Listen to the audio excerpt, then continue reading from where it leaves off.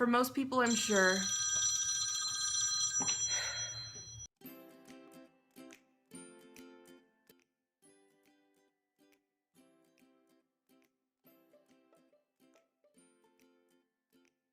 Hi everybody, my name is Rosalie and welcome back to my channel, Back to Chubby. Today is another installment of the Do It With Me Weight Loss series. This week back to normal-ish, kind of, where I share my meal prep and meal plan with you guys, as well as my shopping list, all of which I share on my blog, which I will link to down below. This week I'm excited to get back into my routine. I just feel better when I have some sort of routine, so I'm kind of looking forward to actually getting back on track. I do feel like some of the water weight that I put on last week is starting to come off a little bit. Like my joints are less swollen and I feel a little bit less bloated. So I'm hoping that this week the scale will move in the direction I want it to. However, I'm just a little bit nervous because this week I'm bringing way more fruit into my diet. For most people, I'm sure it would be fine, but as I've mentioned on and off, I have PCOS, or polycystic ovarian syndrome, and one of the symptoms for me is that I am insulin resistant. I'm not diabetic, but my body doesn't process sugars and carbs the same way as other people. I'm a little bit nervous about all of the sugars in the fruit, but hopefully it'll be fine. On that note, I want to mention real quick, and this might seem like a strange segue, but I want to talk about what I drink now that I've changed my diet and my lifestyle a little bit. I actually gave up soda 4 months ago, and before that I was drinking diet soda like Coke Zero and stuff like that. And this isn't the first time I've given up soda. Soda's really not that hard for me to give up, actually. I do usually go through caffeine withdrawals when I start, and for me it's usually headaches. But there's ways around that. And I actually not only don't drink soda, but I try and not drink anything carbonated. Essentially, the type of carbonic acid that makes carbonation in drinks is not good for you. And so that means that I even avoid like the sparkling waters, which I actually really like. It's bad for your teeth and your bones. Like it can decay your bone density as well as make you bloated. And sometimes there'll be artificial sweeteners in those that my body can't process very well. Like I just said, I have PCOS, and a lot of women aren't aware that certain types of sweeteners are read by your body as sugar. So the normal like equal and sweet and low, so aspartame and sucralose, are read by your body as sugar, and it spikes your insulin. Your body doesn't do well with that. Now, if you have PCOS, one of the ways around that is to use like stevia or Truvia or whatever the case, whatever brand you want to use, because your body can usually process that a little bit better. So if I do have something with sweetener in it, that's what I try and use, but usually if you go out somewhere, they don't have that on hand. So I just try and avoid it. Anyway, reeling myself back in here. Generally, what I drink is water. I try and drink 3 of these a day at least, and this week I want to try and drink more than that. The general rule of thumb is that you're supposed to try and drink, or you're supposed to try and have, rather, 1 ounce of water for every 2 pounds you weigh. So if I weigh 400 pounds, then I should drink 200 ounces of water. That is ridiculous. That's a lot of water. Now, a lot of people also don't take into account that some of your water, especially if you're eating like a lot of plants, or fruit and vegetables, comes from your food. You don't actually have to drink that much water. But if you're only eating like processed things or like a lot of bread and stuff like that, then you probably should up your water intake. I'm getting rambly. It's late. It's been a full day at work. I haven't been able to get this video done because I've been interrupted every time I try and start. Reeling it back in. Okay. Where was I? Water. I try and drink 3 of these a day at minimum, and then the only thing that I tend to add to that is a little bit of flavoring and tea. So, how did I get from PCOS to tea?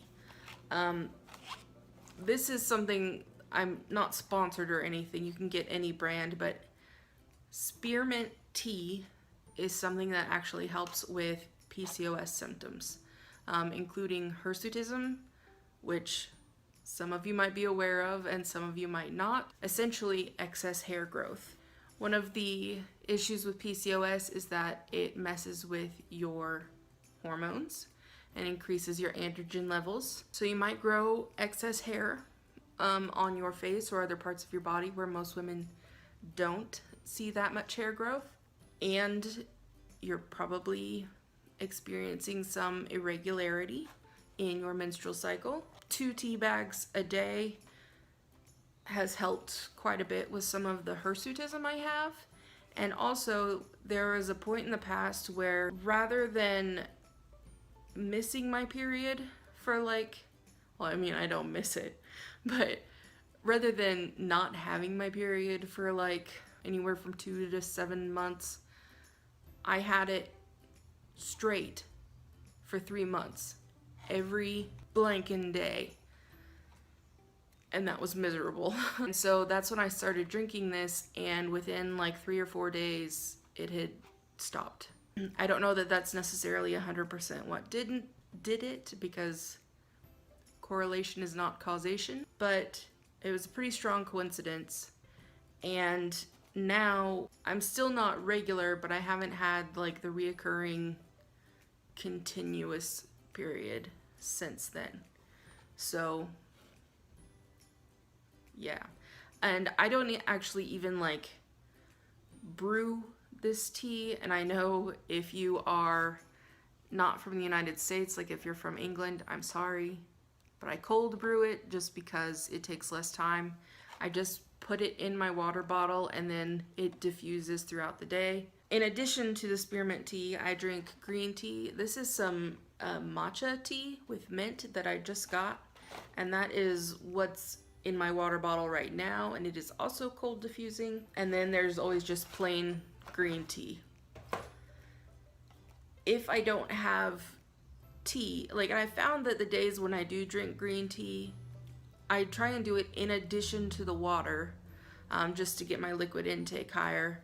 But the days when I do drink green tea, I've noticed that the swelling in my ankles is not as bad the next day, and I do go to the restroom a lot more, and I do feel less bloated. The other thing that I drink, besides just plain water, is I'll put these little flavor enhancers in it. Again, I'm not sponsored by any of this stuff, but this is just the stuff I use. And I don't necessarily always have the Mio kind either. There's Crystal Light kinds and Fit and Active from Aldi's and several other ones. They're all fine. You can also get the little powdered tubes, if you know what I mean. They're little drink mix things. They're all 0 calorie and they don't have any sodium in them or anything. But these also have a little bit of sucralose in it, which is not really the type of sweetener that my body likes. So I try and be a little bit careful, but sometimes you just don't want to drink plain water all the time. I try to not drink juice, because most juice, from concentrate and stuff, is mostly sugar and then chemicals. And I try and not drink lemonade unless I make it myself, because normally it's also sugar and chemicals. And so just because something isn't soda doesn't mean that it's good for you. Every now and then I'll have coffee. I don't really put creamer in it anymore, but I do put sweetener in it. Then maybe once a month I'll get Starbucks on a cheat day, but for the most part I stick with water and tea. And for me, that was the easiest thing to change. That's enough about drinking things for now, I guess. Let's talk just a little bit about this week's meal prep before we get started. I'm trying to stay away from dairy this week. I feel like that might have been part of my problem last week. But like a lot of overweight people, I was more willing to eat the things that tasted good and then deal with the consequences than to just stop eating them. Like, I'm a little bit lactose intolerant, and another thing that a lot of women with PCOS aren't aware of is that most of the dairy in the United States comes from Holstein cows, which produce a certain type of protein that we do not process well. There is dairy that you can get that's made with a different kind of protein, but it's a little bit more expensive and harder to find. I will link to an article about that down below. I was watching a video from another YouTuber, Wonderbean, and I will link to that video in her channel down below and on a card wherever that shows up here. She was talking about giving up dairy to go completely vegan. She brought up some excellent points about dairy and what it does to your body, and then there are some other resources I found that don't cast it in a good light. And generally speaking, my body just doesn't process dairy well anyway. So I think that might have been part of my problem last week, is I did have a lot of dairy, more than I usually do even, and so that's on me. I knew that my body wouldn't process it well, and I did that anyway because I really like cheese. That's beside the point. This week I'm trying to not have any dairy, so my meal plan doesn't have any dairy whatsoever. So to make up for the calorie deficit and also not have a lot of processed things, I added in a lot more fruits, because it takes you can eat like 2 cups of celery for almost 70 calories, or you can have like half a pear. It's just so much easier to take those, portable, compact, don't need to do anything to them fruits around with you. But like I said, I am a little bit nervous about all the extra sugar in my diet. So anyway, we'll see how it goes. Let's go ahead and cut to the meal prep. This is one of the most rambly videos I've made so far, and I feel like editing is going to be a nightmare. So this probably won't go up until Wednesday just because of how busy my schedule has been. But meal prep, Rosalie, focus. For breakfast, I'm going to make a smoothie starting by putting a cup of liquid in my blender. You can use whatever you want. I'm going to use coconut water or maybe green tea later this week, but you could also use like almond milk. Then I'm going to put in a cup of mixed berries and a cup of pre-sliced frozen bananas, which was pretty cool, as well as 2 tablespoons of flax seeds to give it some more protein and fiber. And then I'm going to blend it just a little bit.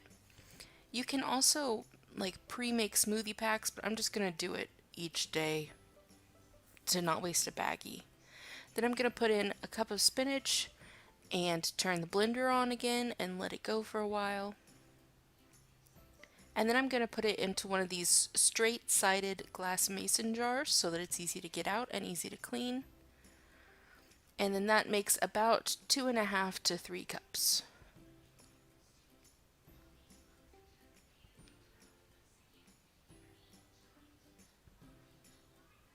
For lunch, I'm going to make some BLT wraps, so I'm going to put some turkey bacon into some lettuce. Josh hates turkey bacon, but that's fine, he can deal with it. And then I'm going to add some sliced tomato and essentially just roll these up. I'm not going to use any bread or anything. And then I'll make 2 of these for each of us per day. And then I'm going to use some of these healthy crackers that use rice instead of flour.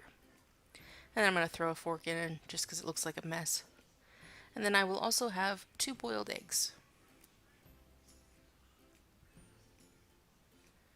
For dinner, first thing I'm going to do is cover this boil-in bag rice with some water, and then you just stick it in the microwave for 10 minutes. When it's done, you pull it out and drain it, and then just dump it into a bowl, fluff it up a little bit, and over this we will be putting some vegetables and fish.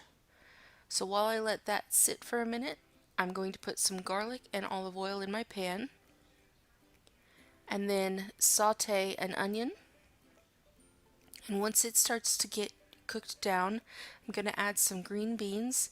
These are frozen just because the ones at my local store that were fresh looked a little bit past their prime, and these were cheaper anyway. Once those have started to cook and they start to be a little bit softer, I'm going to add some mushrooms and then continue to saute until everything is as cooked as I want it to be. Once it's done, I'm just going to set it aside, and in the same pan, I'm going to melt about half a tablespoon of butter, maybe a tablespoon, and then put some cod in here. And then for the flavoring, this is fresh cod, so I didn't marinate it or anything. I just put some garlic on it and some Mrs. Dash. Let it cook for about 3 to 4 minutes on this side before flipping it over, and then essentially do the same thing, but I also added a little bit of lemon juice to give it some kick. Then again, just let it cook for another 3 or 4 minutes until it's flaky, and then remove it.